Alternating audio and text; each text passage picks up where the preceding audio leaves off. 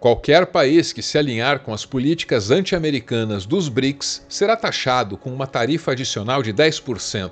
Não haverá exceções a essa política. Obrigado pela atenção a esse assunto. Ponto de exclamação. Assim falou Donald Trump. Eu acho muito equivocado e muito irresponsável um presidente ficar ameaçando os outros em redes digitais. Sinceramente, tem outras coisas e outros fóruns para um presidente de um país do tamanho dos Estados Unidos falar com outros países. As pessoas têm que aprender que respeito é bom. Respeito é muito bom. A gente gosta de dar e gosta de receber. E é preciso que as pessoas leiam o significado da palavra soberania. O BRICS surgiu como um grupo de 5 países: Brasil, Rússia, Índia, China e África do Sul. Eles se juntaram para conversar e fazer acordos sem depender tanto dos países mais ricos. Nesse sentido, o BRICS sempre foi um contraponto à influência dos Estados Unidos. Dentro desse grupo, a maior economia é a da China, e foi a China que tratou de responder imediatamente à ameaça de Donald Trump. Só que a China é muito mais formal em suas relações. Ninguém nunca viu o Xi Jinping sair por aí tuitando a esmo, em caixa alta, cheio de ponto de exclamação. Não, a resposta é uma missão entregue a Mao Ning, porta-voz do Ministério das Relações Exteriores. O BRICS é uma plataforma importante para a cooperação entre países em desenvolvimento, defende a abertura, inclusão e cooperação mutuamente benéficas. Não se envolve em confrontos e não tem como alvo nenhum país. Sobre a imposição de tarifas, a China vem afirmando sua posição de que guerras comerciais e tarifárias não têm vencedores e que o protecionismo não oferece saída. Mas Trump continua postando nas redes sociais. Fez elogios, inclusive, a Jair Bolsonaro, que ele considerou um perseguido. Lula se manifestou. Esse país tem lei, esse país tem regra, e esse país tem um dono chamado povo brasileiro. Portanto, dei palpite na sua vida e não na nossa.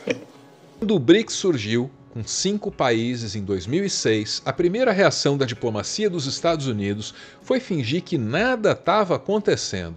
Só que de lá para cá a postura mudou e o BRICS agora é razão para um post meio ameaçador, talvez até meio irritado do presidente dos Estados Unidos. O que mudou, hein? Talvez, e só talvez, o BRICS tenha se tornado grande demais para ser ignorado. O grupo organizou um banco que está financiando projetos pelo mundo inteiro. Outros países estão interessados nesses empréstimos baratos e eles aderiram. Hoje, existe governo fazendo fila para entrar no grupo e o Trump está ali tentando dispersar a fila, esvaziar o movimento. Trump afirmou que vai enviar nesta segunda-feira cartas a 15 países para advertir que, se não houver novas negociações, voltará a aplicar as tarifas elevadas que anunciou em abril. O grupo, formado inicialmente por Brasil, Rússia, Índia, China e África do Sul, foi ampliado recentemente para 11 países e representa quase metade da população mundial e cerca de 40% do PIB. O bloco é considerado um contrapeso ao poder dos Estados Unidos e da Europa Ocidental. E enquanto Trump envia as cartas dele, o BRICS se reúne no Rio de Janeiro. As cartas certamente influenciam os debates ao longo do encontro. Em sua declaração final, os membros do BRICS vão expressar séria preocupação com o aumento de medidas tarifárias e não tarifárias unilaterais, que distorcem o comércio, segundo o rascunho do texto ao qual a agência France Presse teve acesso. Que impacto essa ameaça de taxação pode ter surtido nos líderes do BRICS, reunidos no Rio de Janeiro? Essa é a pergunta da vez. A cúpula do BRICS começou o segundo dia sob o impacto de uma declaração de Donald Trump na sua rede social dizendo que vai aplicar uma tarifa extra de 10% aos países que se alinharem ao BRICS, e isso numa resposta à declaração final que demonstra sérias preocupações do BRICS em relação à escalada do protecionismo e também das medidas unilaterais do comércio. Que avaliação que o senhor faz dessa publicação? Primeiro, eu não sofri nenhum impacto. Eu sou Arvro e esse é o meu textão sobre a cúpula do BRICS. Ninguém estava dando muita bola para a cúpula do BRICS que acontece nesse ano no Rio de Janeiro. Para o Brasil, a expectativa maior era em relação a uma parceria com a China para a construção de ferrovias. Esse assunto foi discutido na visita recente da delegação brasileira a Pequim e havia a expectativa de que novos detalhes da parceria pudessem ser anunciados agora, durante a cúpula. E é coisa grande. Pode incluir até uma ferrovia ligando o porto de Ilhéus, na Bahia, ao novo megaporto que a China construiu no Peru. Quando ficou claro que o Xi Jinping não viria, esse assunto esfriou. O líder chinês, aliás, não é a única ausência notável nessa cúpula. Também não viajaram ao Rio o presidente iraniano Massoud Pezeshkian e o russo Vladimir Putin, alvo de um mandado de prisão internacional por supostos crimes de guerra na Ucrânia. A infraestrutura brasileira pode não ter ganhado os discursos e o destaque que se imaginava, mas ao menos alguma coisa andou. Brasil e China assinaram na segunda-feira, dia 7 de julho, o memorando de entendimento para realizar os estudos preliminares nesse plano ambicioso, que é conectar os oceanos Atlântico e Pacífico com uma linha de trem moderna. E ainda não é a construção em si da ferrovia. Esse acordo prevê ali o início dos estudos para que a ferrovia possa ser construída para poder ligar, como você mencionou aí, os dois oceanos. Mesmo que seja apenas um memorando de entendimento, essa é seguramente a notícia mais importante para o Brasil. Um país que há décadas não constrói nada de relevante e que nesse momento tem uma infraestrutura de transportes obsoleta, caindo aos pedaços e absolutamente indigna da sua economia e das riquezas que produz. Se essa obra sair, vai ser graças à cooperação internacional do BRICS. E aí entra a declaração do Donald Trump, o presidente dos Estados Unidos, que disse que o BRICS é um grupo anti-americano, o que, aliás, configura uma mudança muito grande na postura dos Estados Unidos. Antes, o BRICS mal existia. Agora, além de existir, é uma ameaça. É anti-americano. O que pode haver de anti-americano no BRICS? Será que é essa coisa de construir ferrovia? Ou tem algo que a gente não está considerando aqui? Ele não explica qual é a política anti-americana que BRICS pode tomar. O que significa exatamente? O uso da moeda local e desdolarização? Aceitar, regulamentar as Big Techs? Estar ao lado de Gaza, dos palestinos? Criticar o ataque ao Irã? O que é?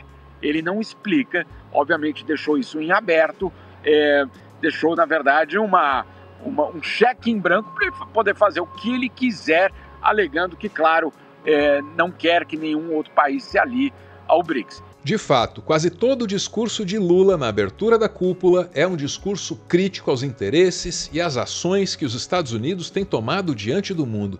Isso vale para questões cotidianas do comércio global, mas também para os grandes conflitos que se anunciam no horizonte, enquanto Donald Trump pressiona a Europa a gastar 5% do seu PIB em armas, um número absurdo para tempos de paz. O direito internacional se tornou letra morta, juntamente com a solução pacífica de controvérsias. Nos defrontamos com um número inédito de conflitos desde a Segunda Guerra Mundial. A recente decisão da OTAN alimenta a corrida armamentista. É mais fácil destinar 5% do PIB para gastos militares do que alocar os 0,7% prometidos para assistência oficial do desenvolvimento. Isso evidencia que os recursos para implementar a Agenda 2030 existem, mas não estão disponíveis por falta de prioridade política. Mas, estranhamente, quando se fala da expansão do BRICS, os interesses de Brasil e Estados Unidos podem até estar alinhados. O Trump não quer que o BRICS se torne uma espécie de zona de influência da China. E acredite, o Brasil também não quer isso. Os Estados Unidos estão reclamando da expansão do bloco agora. O Brasil já estava reclamando disso há muito tempo. Há 2 anos, quando a China começou a pressionar por uma expansão do BRICS, foi justamente o governo do Brasil, que também se aliou ao governo da Índia, que falou: opa, que história é essa de expansão do BRICS? Não queremos. O Brasil resistiu muito o governo Lula, não estou falando do governo Bolsonaro. No governo Lula, houve uma resistência muito grande por parte do governo brasileiro em relação à expansão do BRICS. Por quê? Com o temor, principalmente, de que o BRICS passasse a ser um grupo de influência chinesa. Ou seja, que a China trouxesse para dentro os seus parceiros comerciais e que, portanto, usasse basicamente esse bloco como uma espécie de plataforma da sua própria política externa no mundo. E é isso que nos leva de volta à declaração de Celso Amorim, figura importantíssima na história recente da diplomacia brasileira e que continua por aí, assessorando a presidência. Que avaliação que o senhor faz dessa publicação? Primeiro, eu não sofri nenhum impacto. O diplomata brasileiro não foi impactado. Vai ver porque o alvo nem é o Brasil, é a China. E para os interesses do Brasil, no que se refere à expansão dos BRICS, esse conflito talvez até ajude. Não acho, a frase que me veio à cabeça foi americana, who's afraid of the big bad wolf? Eu acho que nós não fizemos nada contra os Estados Unidos, nós achamos os Estados Unidos um grande parceiro. Aliás, a Organização Mundial do Comércio, o GATT, que é seu antecedente, são criações norte-americanas. E a base da conversa entre nós sempre foi a base, os acordos e as normas multilaterais de comércio. Se você for jogar sempre na base de ameaça da tarifa, você vai acabar desgastando você próprio, porque os outros países vão procurar alternativas, vão negociar entre si. Veja, você tem 2/3 do mundo aqui hoje, talvez, em termos de, ou pelo menos metade do mundo em termos de população, você tem 40% do PIB, então os países vão procurar alternativas. Nós temos muita vontade de comerciar com os Estados Unidos. Aliás, o Brasil, como você sabe, é um dos poucos países que tem déficit com os Estados Unidos, quer dizer, os Estados Unidos têm um superávit conosco. Então eu acho que, digamos, sinceramente, se começarem a aplicar a tarifa no Brasil, desculpe, é um tiro no pé. Além do post do Donald Trump, a cúpula do BRICS também gera um outro texto chamado de A Declaração do Rio de Janeiro. Esse é um documento extenso que lista 126 compromissos assumidos pelos países membros. Aí entra muita coisa: inteligência artificial, saúde pública, finanças, mudanças climáticas. O tweet do Donald Trump pode até ficar com todas as manchetes do dia, mas é desse documento que a gente vai ouvir falar muito mais no futuro.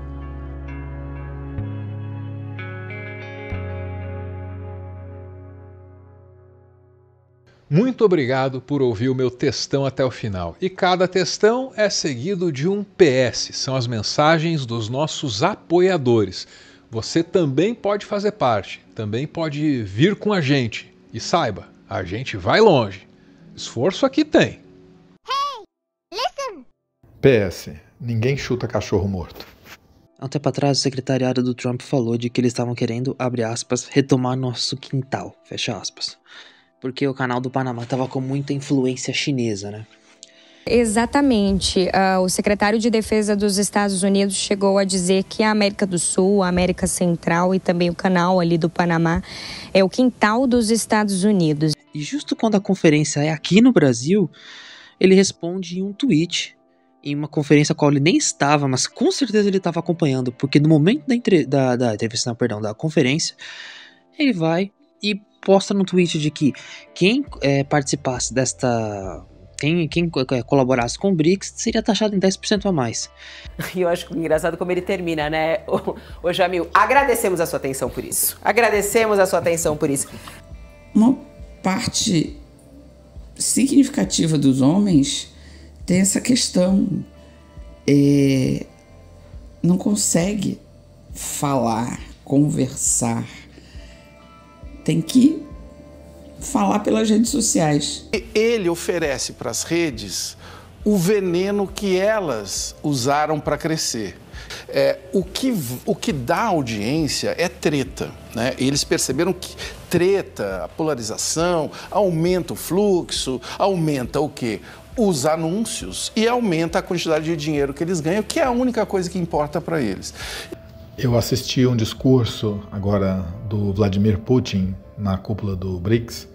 Aí para vocês imagens recuperadas desse discurso de Vladimir Putin em caráter online, tá? Ele não veio para o Brasil.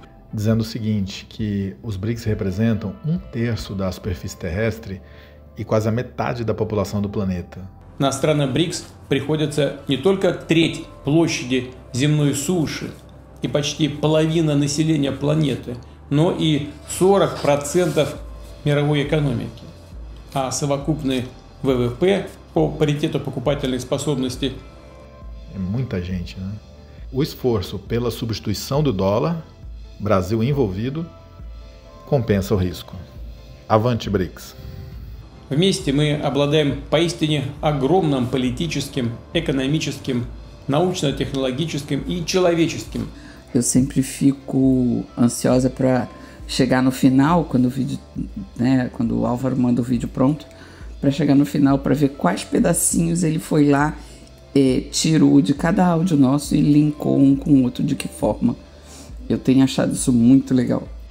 Eu também tenho achado isso muito legal. Como editor, eu percebo cada pedacinho de áudio e vídeo que eu uso para montar esse conteúdo aqui como um ingrediente, sabe? Que vai na panela. E para mim o ingrediente mais nobre é esse que vem do grupo, porque, poxa, é feito só para essa ocasião.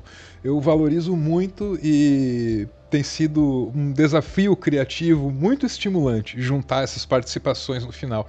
É a minha parte preferida do que eu faço agora. Valeu, gente. Mesmo. Muito obrigado.